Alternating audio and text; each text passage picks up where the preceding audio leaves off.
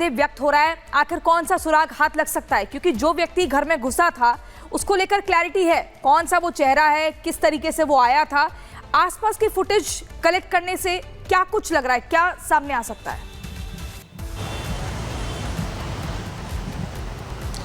देखिए, मुंबई पुलिस लगातार ये कोशिश कर रही है कि जो सीसीटीवी मिल रहे हैं, अभी तक 6 से ज़्यादा सीसीटीवी आ चुके हैं सामने। जो सैफ अली खान के घर के अंदर का सीसीटीवी आया है और जो अलग अलग सड़क से लेकर रेलवे स्टेशन तक हर जगह जो सीसीटीवी आए हैं वो उसको देख रहे हैं कि जो आरोपी है, आरोपी का जो लोकेशन है ट्रेस करने की कोशिश कर रही है कि वो आदमी कहाँ गया है, वो शख्स कहाँ गया है। उसको लगातार कोशिश कर रही है कि जल्द से जल्द आरोपी को गिरफ्तार किया जाए। लेकिन अभी तक उस आरोपी तक मुंबई पुलिस नहीं पहुंच पाई है, कोई लोकेशन ट्रेस नहीं कर पाई है।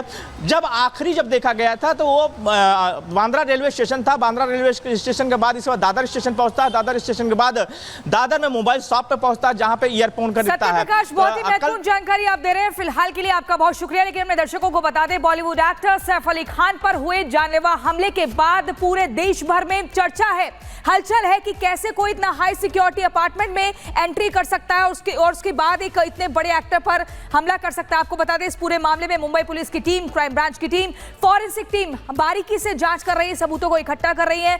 अलग अलग तरीके से लोगों के जो बयान है वो दर्ज किए जा रहे हैं। करीना कपूर खान का भी बयान दर्ज हुआ है और करीना ने बताया कि उस रात क्या हुआ था, कैसे हमलावर आया था, कैसे उसने चाकू से हमला किया, डरा रहा था और एकदम अग्रेसिव मूड में दिख रहा था। सैफ ने घर की महिलाओं को बचाने के लिए खुद आके आकर हमलावर से 2-4 हाथ किए। क्या कुछ पूरी जानकारी मिल रही है, इस रिपोर्ट को देखिए।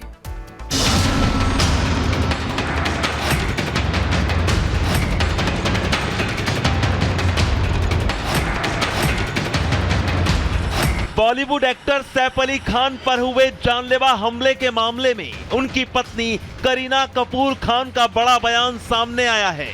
सैफ की पत्नी करीना कपूर ने मुंबई की बांद्रा पुलिस के सामने अपना बयान दर्ज करवाया है। सैफ अली खान की पत्नी करीना कपूर ने 16 जनवरी की आधी रात जो हुआ वो मुंबई की बांद्रा पुलिस को बताया। करीना ने पुलिस को दिए अपने बयान में कहा कि हमलावर बेटे जहांगीर के कमरे में था। सैफ ने रोका तो हमलावर जहांगीर तक नहीं पहुंच पाया। सैफ ने महिलाओं और बच्चों को बचाया। जिस वक्त सैफ के साथ हमलावर की हाथापाई हो रही थी, सभी हमलावर से बचकर 12वीं मंजिल पर चले गए।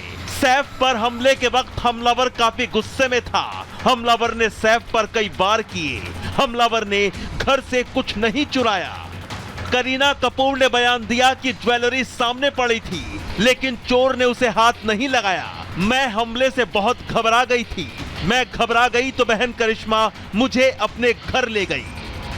और आरोपी की तलाश भी तेज की जा रही है। लेकिन अब मामले में देखिए, सबसे बड़ा क्लू अब देखिए जो अभी है, एक एक्सक्लूसिव जानकारी मैं बता दूं, जो पूछताछ में सामने आया, जो नौकरानियां थी, कहा यह जा रहा है कि जब सैफ अली खान पर आरोपी ने हमला किया तो सैफ अली खान ने आरोपी को एक कमरे में बंद कर दिया और आरोपी उस कमरे से भी फरार हो गया।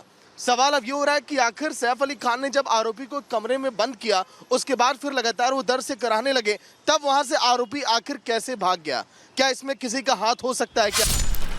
लेकिन सैफ पर हमले के बाद उनकी पत्नी करीना कपूर खान पर ही कई सवाल खड़े हो गए हैं। पति सैफ पर हमला हुआ तो पत्नी करीना ने अकेला क्यों छोड़ दिया? पत्नी करीना घायल सैफ के साथ अस्पताल क्यों नहीं गई?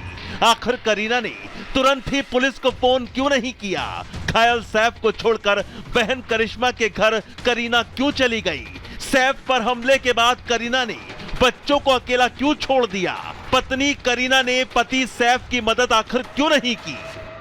सबसे बड़ी बात देखिए इस समय ये आ रही है सामने निकलकर कि जो लोग सैफ अली खान के घर में जाते थे, चाहे हम डिलीवरी बॉय की बात करें, चाहे आसपास जो फल की दुकानें हैं, चाहे जो लोग हैं, उनसे गार्ड जो है पूछताछ तक नहीं करते थे। वो लगातार वहां पर एक्सेस देते थे, वो घर के अंदर शामिल होते थे, फिर वहां पर जाते थे डिलीवरी करने के लिए। कहीं ऐसा तो नहीं कि ये भी आरोपी उसी तरह से घर के अंदर दाखिल हो गया, उसके बाद इस बड़ी घटना को अंजाम दिया? आरोपी जब घर में शामिल हुआ, सैफ अली खान ने दरवाजा तक बंद कर दिया आरोपी को घर में बंद करके। लेकिन आरोपी ये भी जानता था कि घर के उस कमरे में एक खिड़की लगी है, जिस खिड़की से मैं भाग सकता हूं। हमलावर के भाग जाने के बाद अभिनेता सैफ अली खान लहूलुहान खुद अपने बेटे तैमूर के साथ ऑटो में अस्पताल गए थे।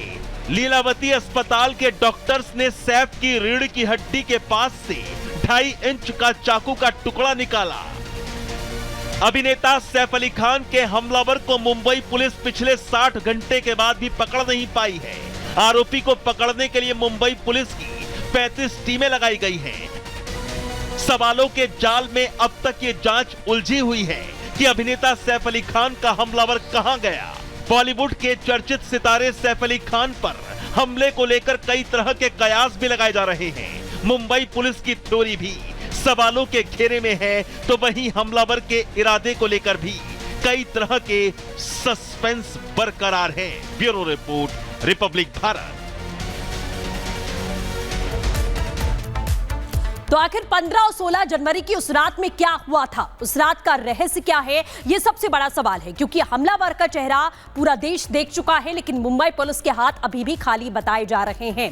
सबसे बड़ी बात यह है कि लगातार जो सीसीटीवी है वो सामने आ रहे हैं, उससे मिलते जुलते हुए एक शख्स को डिटेन किया गया, लेकिन मुंबई पुलिस ने कहा ये वो हमलावर नहीं है। तो क्या हमलावर महाराष्ट्र से बाहर जा चुका है, ये सबसे बड़ा सवाल है। देखिए इस रिपोर्ट के जरिए।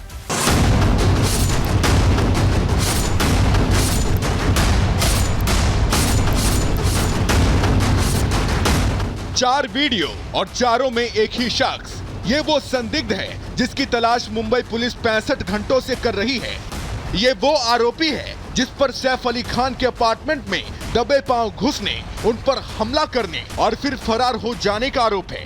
ये वो हमलावर है जो खुलेआम मुंबई में घूम रहा है, लेकिन अभी तक पुलिस की गिरफ्त से बाहर है। हैरानी की बात यह है कि 11 लोगों का परिवार एक हमलावर गुत्थम गुत्था इस हद तक कि 2.5 इंच का चाकू का टुकड़ा सैफ के शरीर से निकाला गया। मतलब सैफ की हत्या की हमलावर ने पूरी कोशिश की, उसके बावजूद हमलावर अब तक नहीं पकड़ा गया। जैसे आया वैसे ही भाग गया।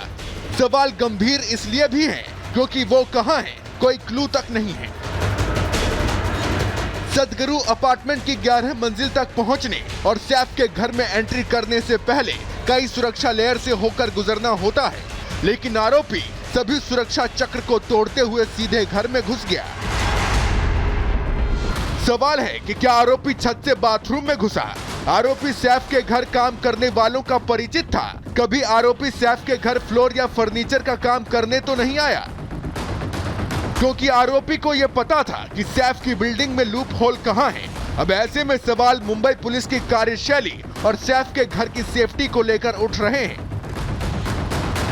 हमलावर की असल मंशा क्या थी? क्या हमलावर जह तैमूर या सैफ को मारना चाहता था? हमलावर जह के कमरे में क्यों घुसा? जह के कमरे के बारे में उसे सटीक जानकारी कैसे मिली?